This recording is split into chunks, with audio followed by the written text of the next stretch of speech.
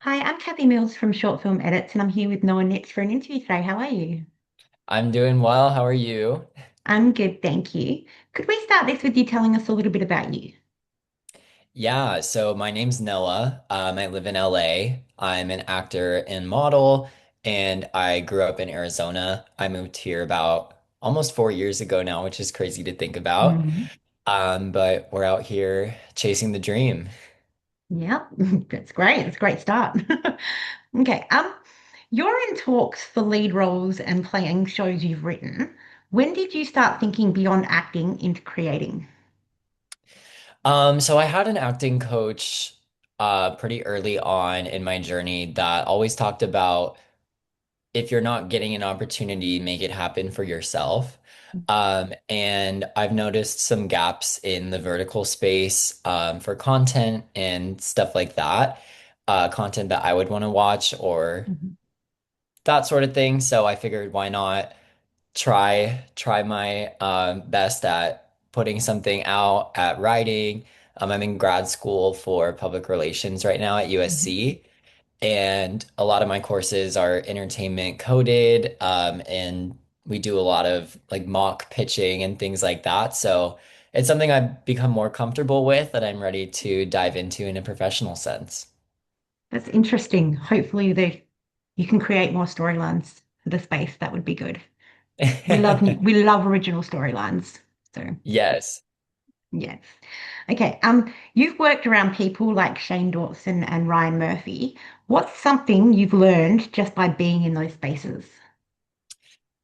Yeah. So for me, whenever I step onto a big set, or something that little Noah would have dreamed about being included in, Mm, um, it's always just like at the front of my mind to remain professional and do the job that I was like cast to do, was sent there to do. So that's what I always try and do. And for me, it's always about like being the best version of yourself that you can be. mm. So I try my best to show up on time, um, prepared, and just always have the best attitude possible. Yeah, absolutely. What do you find the biggest difference is between a bigger set to a vertical set? Yeah, so let's see. This one project I did, it was insane the amount of people there were. It was this Hmm. huge cattle call. We were all um, probably around 500 people or more. Wow. And it was very interesting to see the village it took to command that sort of a crowd versus Mm. a vertical, where it's a smaller set, but it's still professional and still a working set. So the optics of it, in a sense, are the same. You still have the same like type of crew. You still have the cameraman, the director, all the PAs. Anybody that would be on a bigger set will be on a vertical set. But for me, it was more the cast dynamics are different. On a vertical set, you get to talk to everybody, whereas your first team on a bigger set, which is the main talent, they might be in their trailers until they're ready to go and film the scene. Yeah, that's fair. I can understand that. Otherwise, also, there's just way too many people. Because I'm sure on a bigger set, you've got like a lot more people as well, as you said. So it would be very crowded and Right, overwhelming, I'm sure. Yeah. right. Yeah. All right. You've worked as a VIP tour guide hosting celebrities. How did that influence your thought towards the industry? So my job at Disney was very unique and very fun. Being around the people whose careers I want to emulate for myself was such an awesome experience. And I was able to talk to not only, the big celebrities that we all see posted on fan accounts that are at Disneyland, but their team as well, which is what got me Mm. interested in going back to school for public relations. I found the best advice was coming from people like their publicists, their agents, um, their managers, even their assistants would give such great insight on what they were doing to make a name for themselves beyond just acting or their prep work and things like that. Because your talent takes you so far, but it is a business, so you have to learn how to do both sides. Yeah, that would be hard to navigate, especially in such like a public eye and like a bigger setting. You know what I mean? Like it would be hard. Yeah.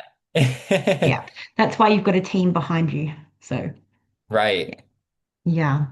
All right. We spoke about you studying and PR. Does studying publicity make you more aware, sorry, of your own brand?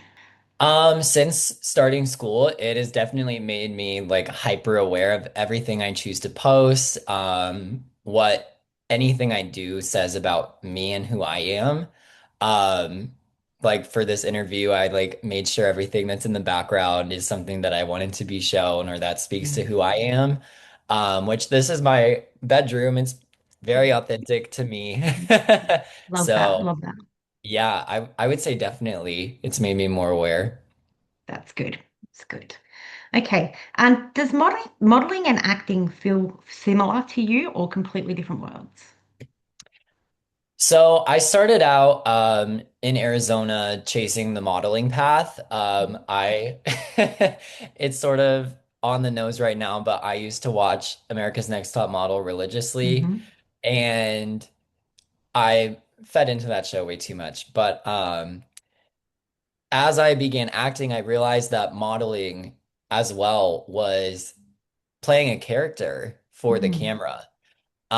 It's not all about looks or hitting the right angle. That becomes so robotic. But for me now, when I go into a shoot, it's so much more involved and so much more fun to play with the characters that the photographer will give me.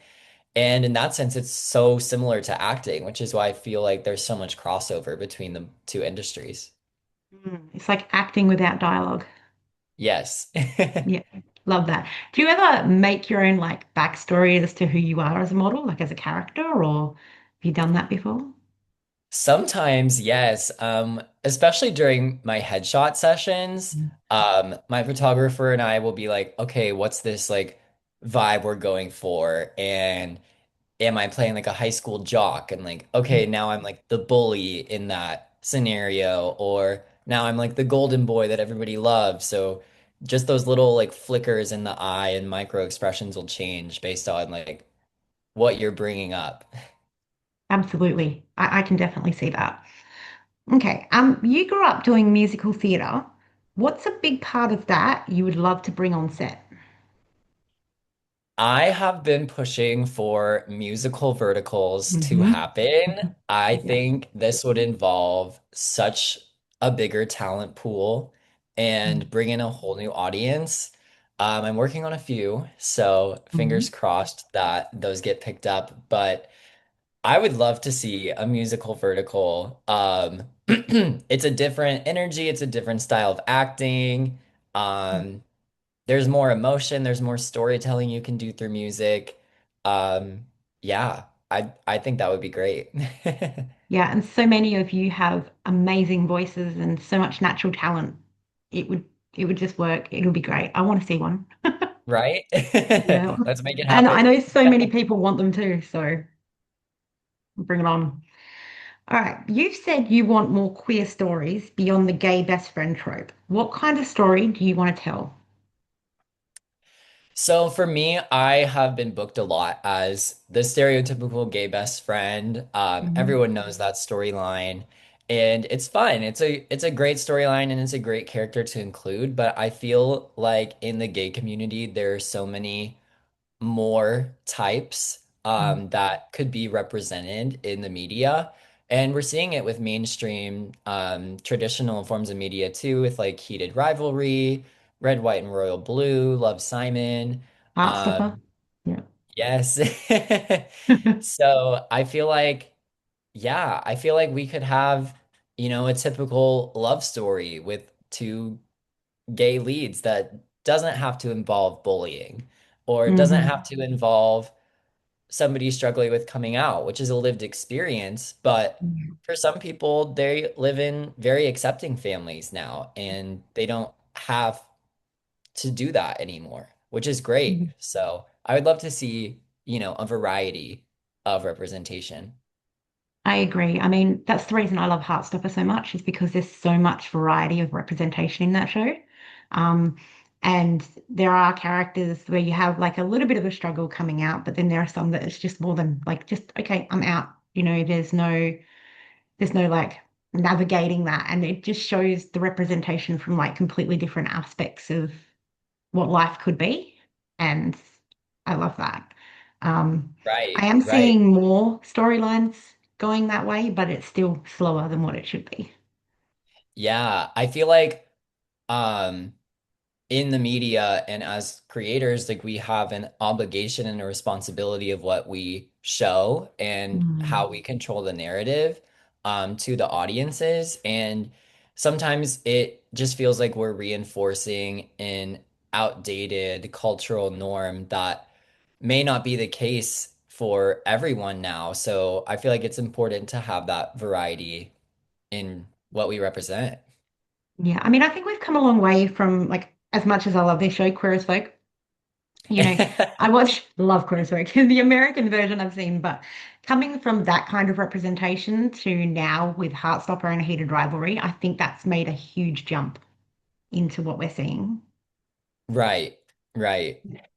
Yeah. And So, I sorry. love when the studios include gay folks in straight roles too. Jonathan Bailey in Wicked. I feel like that Yes. will open doors and we'll see a lot more of that soon. Yes. I've seen a little bit of a debate as to whether queer people should play straight roles, and I don't have an issue with it. I mean, yes, I agree in some aspect that with a queer role, we give it a lot to straight men when there are lots of queer men who could play that role or females in that way. But I've had a little debate recently with somebody saying that somebody would lose their talent if they were to play a straight role. And I don't believe that. I think, as you said, Jonathan Bailey, an extremely talented person, can be versatile playing both roles.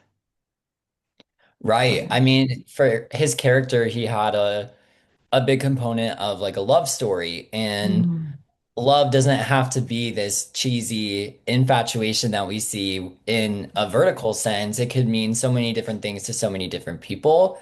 mm, And sure, theirs was a traditional romance between Elphaba and Fiero, yeah, but I feel like he played that role extremely well, and I was yes, convinced. me too. Me too. Absolutely. Absolutely. And same with Bridgerton.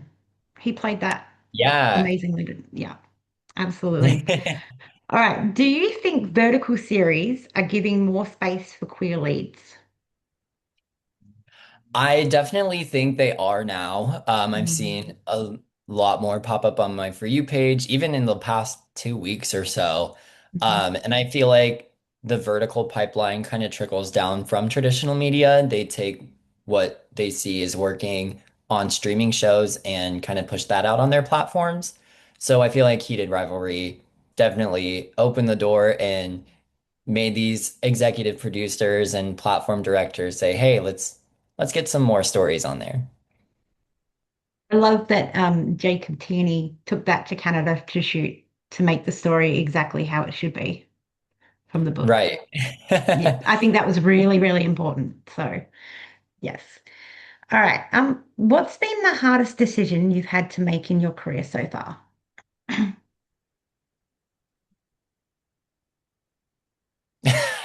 That's a good question. Um,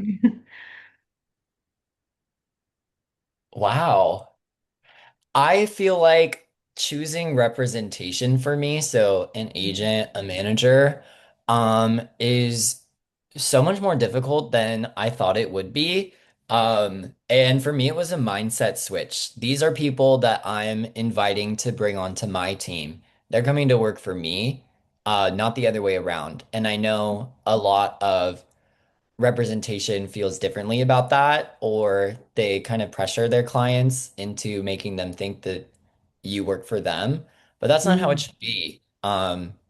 I want like a very transparent, open relationship with who represents me because they're putting my name out there. They're pitching me for projects. So their name matters as much as mine does.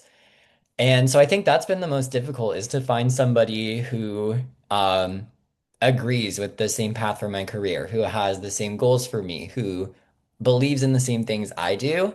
Um, that's that's been a challenge. Yep, I can imagine. I know that certain representation doesn't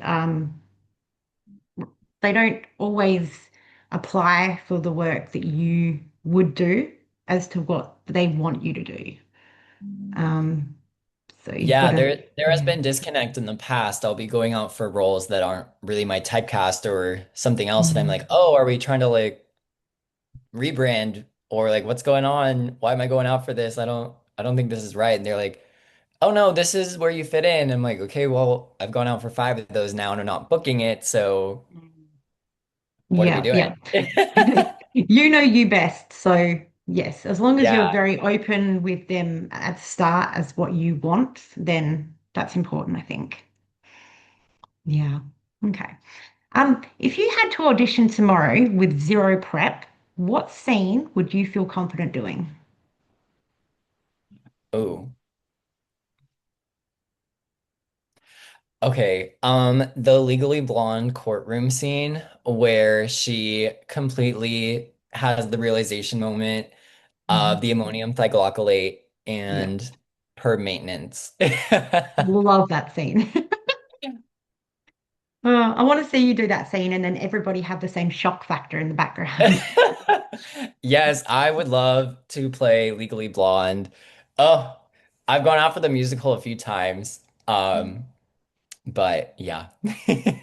And you want to do Hercules as a musical, don't you? Yes, that's my dream goal. I need to make it big before they cast that role. I can play the Mm. twink version of Hercules. I don't care. Just put me in live action Hercules. Yeah. I love that. What draws you to that character? I feel like it's a story of chasing your dreams, Mhm. of becoming comfortable in your own self-identity and watching your confidence grow into becoming the best version of yourself possible. He has this Love that. physical transformation, sure, but it's also like an emotional, introspective journey throughout the whole film, and I just I love it. Yeah.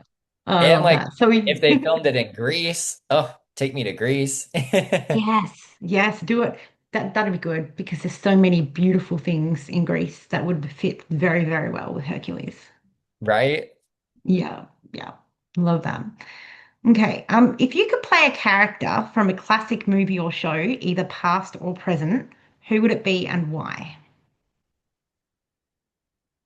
Besides Hercules. Oh, okay. The Glee in me is gonna say Fanny Bryce from Funny Yeah. Girl. She's a diva, and that Yeah, would be so fun to play. that would be good. Also, I would love to be Superman. Yes. Superman would be cool. Yeah. Absolutely. Yeah. Or Spider-Man. I reckon Spider-Man would be cool too. Ooh, climbing buildings. Yeah. Yeah. Okay. What's a technique you think every actor should try at least once?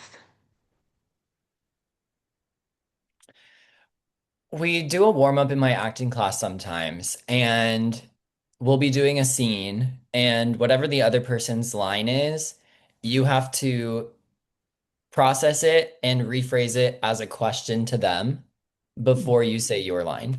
And I think Okay. that really activates your active listening Mm. and reacting and listening is to me the most important part of acting. And that's where the truth and authenticity of saying your line will come from if you're really present in the moment and really listening to your partner. Yeah, yeah, I think that also helps with the delivery of the line that you give next. You know, Yeah.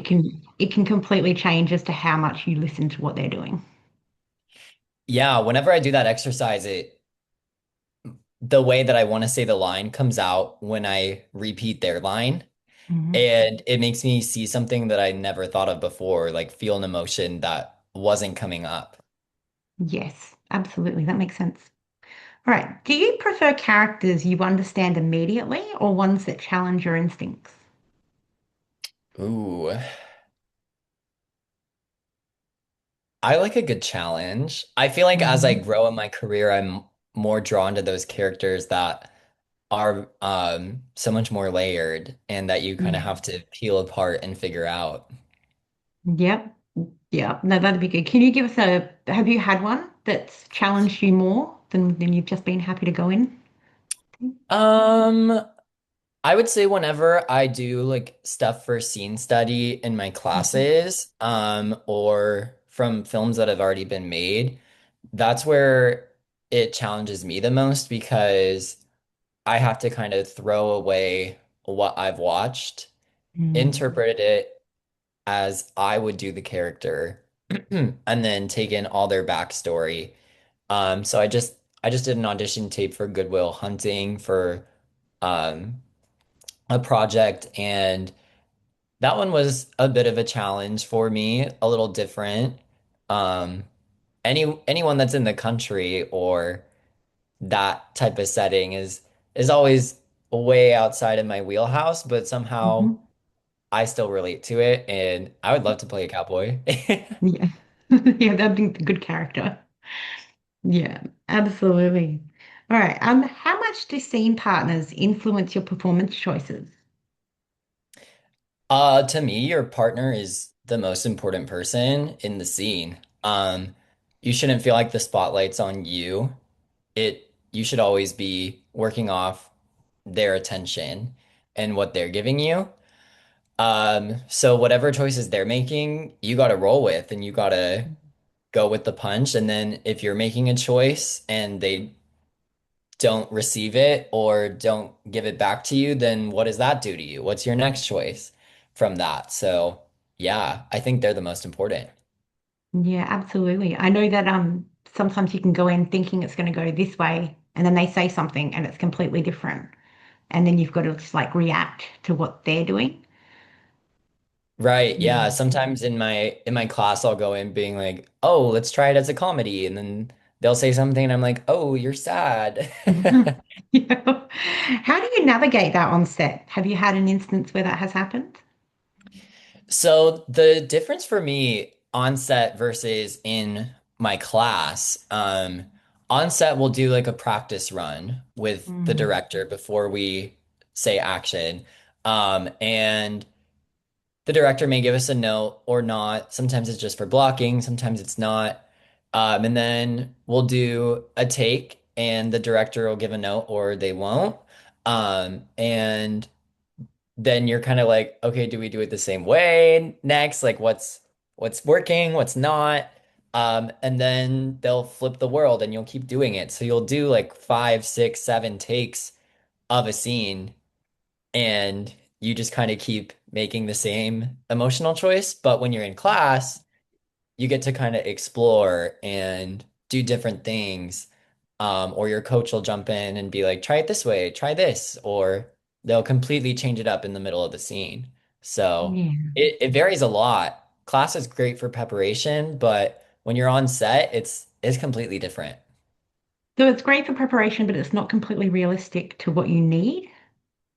Yeah, I would say, especially most scene study classes, I feel like are more geared toward the acting style of like stage, so Mhm. plays or musicals.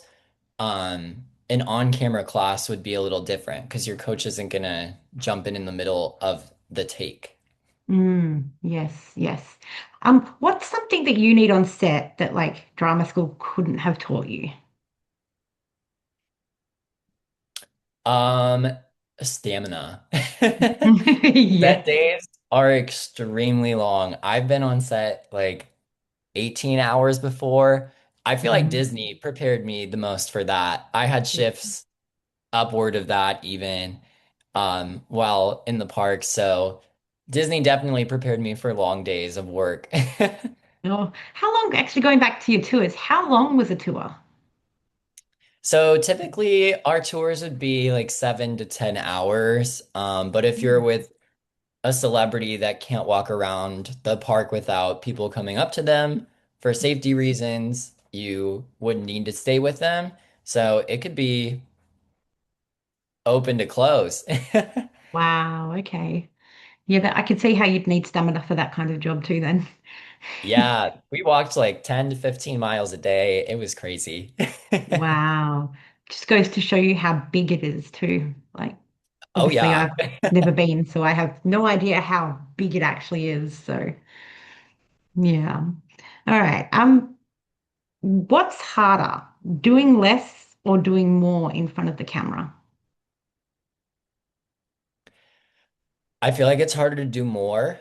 Mhm. Doing less to me means just showing up as yourself, Yeah. um, which is hard to do, but Hmm. doing more for me, would be something like comedy, that speaks as doing more. And for that, you got to commit like 100%. You can't give AF like what anybody is thinking, what anybody is judging you on when you're getting that take. Like you have to go for it or it will not stick. Yeah, yeah. No, that's fair. All right. How do you approach understanding your character's backstory when it's not fully written into the script? For that, I feel like I just kind of draw on my own experiences, what would lead me to the same instance or moment that's happening that I do have knowledge of. Maybe I start journaling as the character and something just comes up. Hmm. So just kind of writing or creating their own backstory and then collaborating with your director and seeing like, hey, does this kind of fit for the journey that I'm taking, or what do you have in mind? Have you had like really good experiences with collaborations with directors? All the directors I've worked with so far have been so amazing. Yeah, even my acting coaches will act as directors during our class, Mm. and it's it's always so fun to collaborate and see what other ideas people have, and something you might have missed or something that you just never thought of. Yeah, absolutely. So how do you make similar characters feel unique? Um, I've started to realize that a lot of information comes from things outside of me as an actor. So, what choices did hair and makeup make for me that inform who I am as a person? What wardrobe am I in? Am I in something that makes me feel a little smaller, or am I in something that I would need huge self-confidence to wear?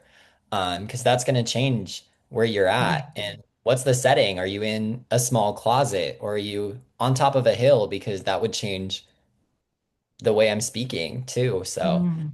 there's a lot more to it than just what choices am I making? You have to let kind of everything inform what you're Yeah, doing. I believe costume is a big part of changing who you are as a character. I think that would, I mean, even like, you walk around in your pajamas and you feel one way, and then you get dressed for the day and you feel another way, so Exactly. it's, yeah, Right. yeah. It's why businesses want you to look professional at work and why you can be kind of loungy at home. Yes, yeah.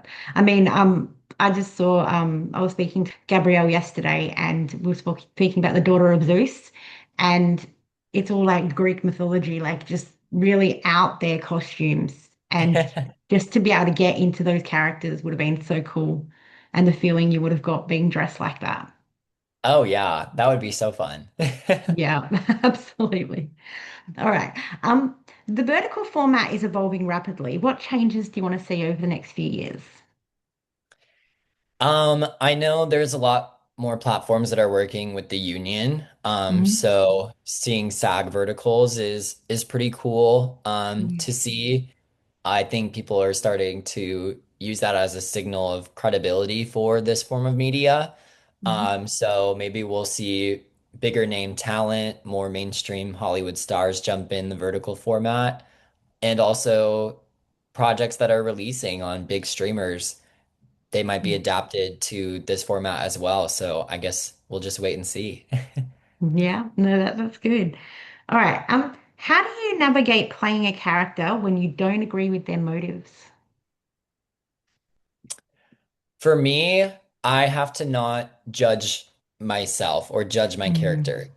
I have to remember that I'm playing somebody else, and this happens a lot in verticals because there are storylines with morals that anybody today would not agree with.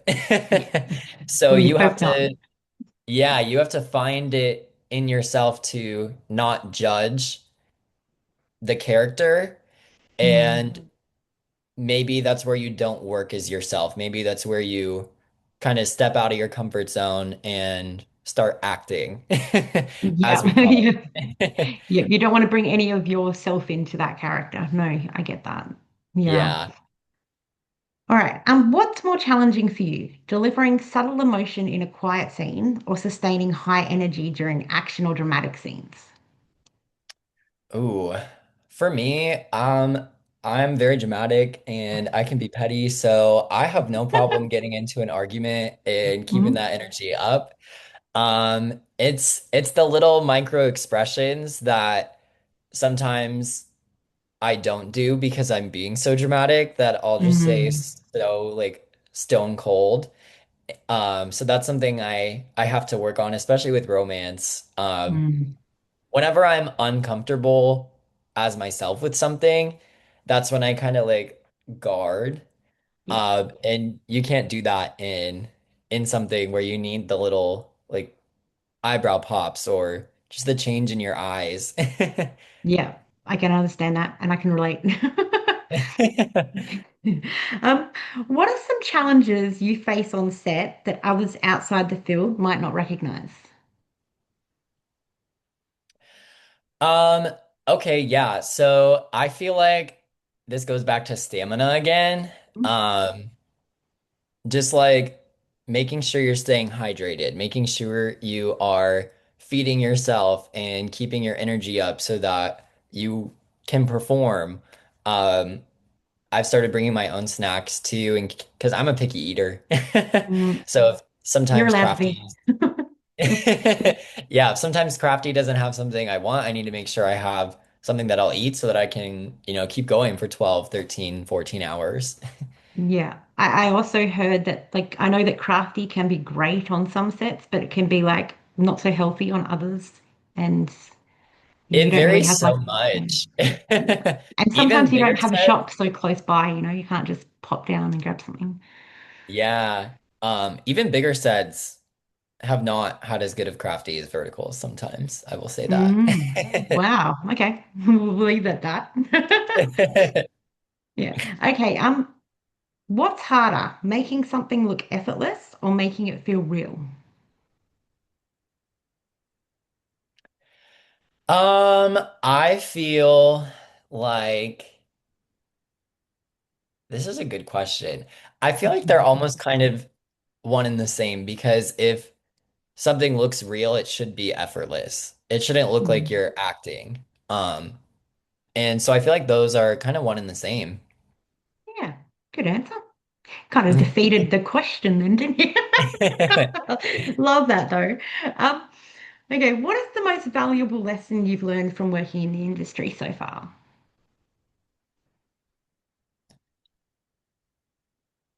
I think never give up. Hmm. There will be people who will try to tear you down left and right. Hmm. There will always be somebody in your own head that is two steps ahead of you and where you want to be, or maybe they're more attractive, or you think they're a better singer. But you have to prove to casting that brought you in. They made the choice to bring you in. So what are you going to show them? You can't always think about like who else is coming into the audition room. What am I competing with? You just kind of have to drown that noise out, never give up, and always be yourself. Yeah. I mean, they picked you for a reason, and nobody else has your uniqueness. So, Right. I heard somebody say one time, it's not their job to say no, it's their job to say yes. And that really switched my hmm, mindset for auditions. I love that. Yeah, I love that. Okay. Is there a character you've played that you still think about? If so, what made that role stick with you? Hmm.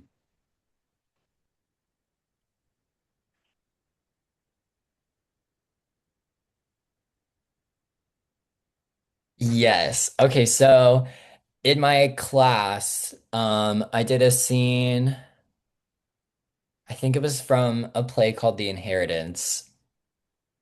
Um, Yes. But I was part of a gay couple and we were fighting.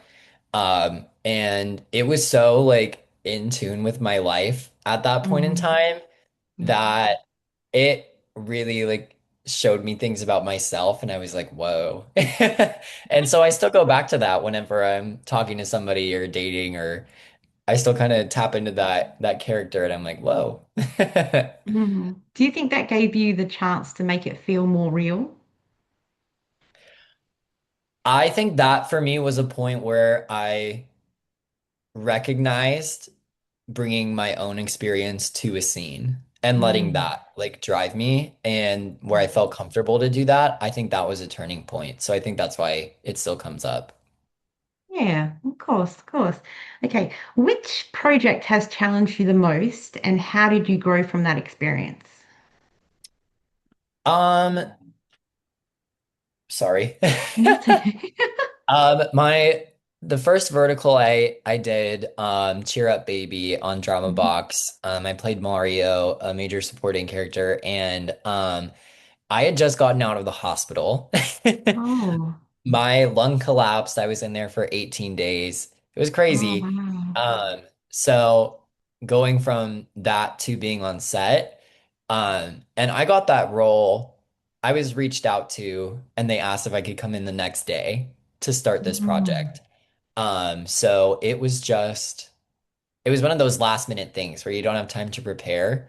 yeah. Um, and not having done a vertical before was Mm, so interesting to see the different formats. So it really pushed me into being able to juggle all of that and also perform as an actor.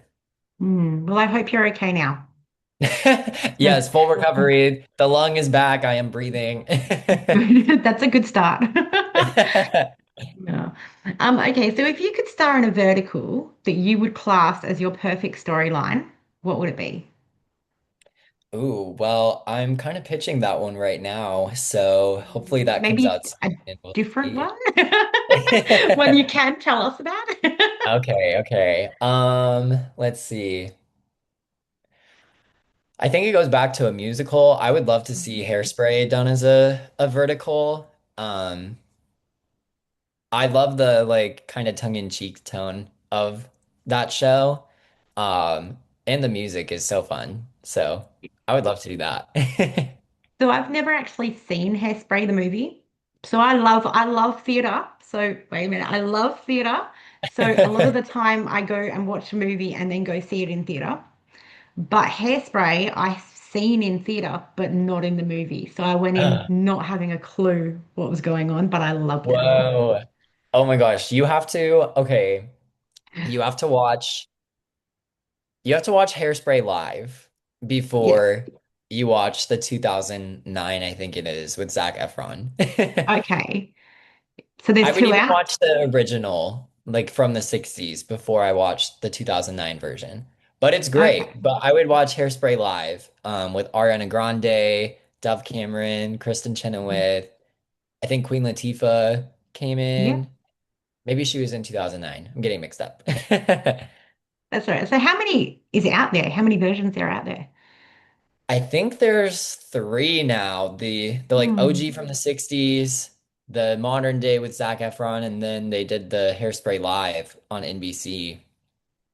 Okay, so watch the live and then the Zac Efron one. Yeah, that's Okay. my opinion. Okay.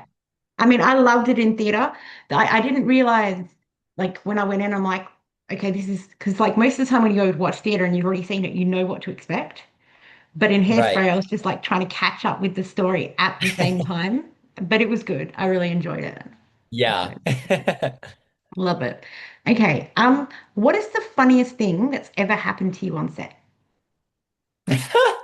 Um, so we were filming this like huge fight scene, and one of my co-stars was like barking like a dog, and everyone was just like jabbing at each other with like the most insane stabs Yeah. possible.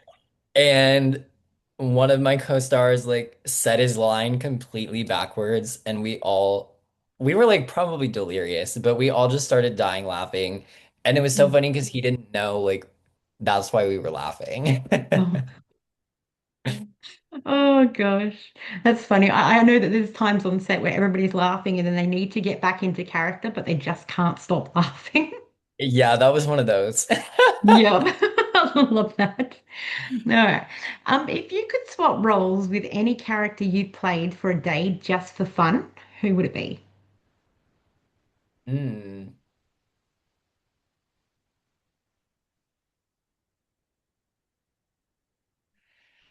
This one's hard because all the roles that I've played are pretty much myself. Hmm. At least one side of myself. So I feel like I've lived in their stories. If I were to switch with somebody else though, in a Hmm. vertical that I was in, I would go back to Cheer Up Baby.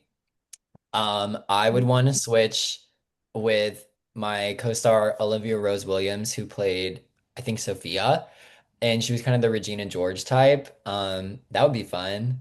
Yeah. Yeah. Oh, I love that. All right. Is there anything you want anybody to know about you or your work? Ooh. I'm a very open book, so I feel like I put a lot out there. But I'm always here to have a good time and smile and make people feel something. That's why I do this. I like to make people feel emotion, whether that's laughing or like sad or opening their eyes to a different perspective that they hadn't seen before. I think that's the beauty of this medium and this art form that I chose to make my career. So. Yeah, I think that's what I would love to leave people with. Oh, I love that. Love that. All right. Is there certain roles you feel more confident doing? Mm. I think those that I feel most similar to are the most confident for me. I've started kind of expanding what I want to do, um, trying to push out from the gay best friend and go into different typecasts. Um, the gay best friend comes so easily to me and it just happens. I don't know how to say Mm. it. Yeah. So these other typecasts that I'll go out for who are still true to me and parts of who I am, um, I feel like it's a internal battle of being like, oh, I am right for that part. Yeah. You have to like convince yourself that you can do it, I think. Yeah. Yeah. And it's like give yourself more flowers. So like just because you haven't done it yet doesn't mean you can't do it. And you won't Mm, know until you try. I like that. I'm gonna write it down. Good. All right, I've got two more questions for you. What does a good day on set look like for you? Ooh, I love to show up and grab my coffee. It's a little like the air has a little bite to it in the morning. It's a little chilly. I show up in my sweatpants and my Uggs, and everyone's just like chilling, having a good time. And then we lock in, get to work, film fun scenes, um, that we all are like excited to do. Hmm. And then break for lunch, finish up, and go home. Yeah, no overtime. Yeah. Actually, have you had a set that's like really far from your house? Like, have you had to travel a lot for Mm. work? When I was living in Arizona, I had to come out to LA for a project that was going to be shown in China. And Mm. I'm up for something that films in China right now. Mm. So that would be a little ways from home. Yes, that'd be exciting. Yeah. Mm. Have you been to China before? No, no. Oh, new experience. Love that. Yeah. Yeah. All right. If you could go back and relive a single day of your career, which day would you pick?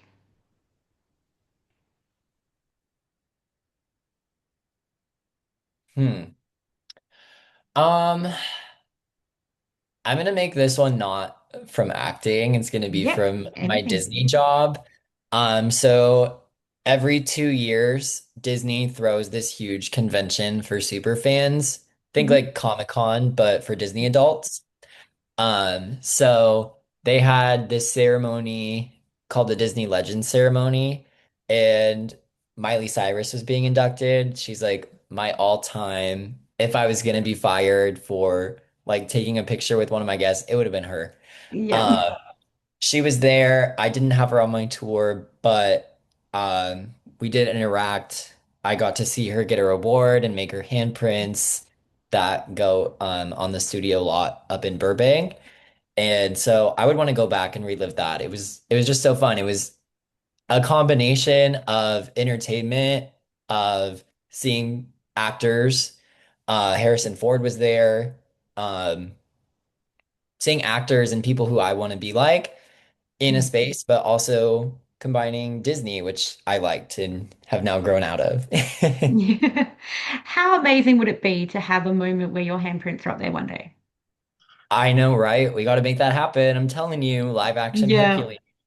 Yeah, absolutely. But just like that moment of going, I used to, show people this and now I'm there too. That's just Right. My guest that was becoming a legend, she was a tour guide in the past, and her story was kind of the reason that she got inducted and all the accomplishments that she had done over her career. So that was inspiring.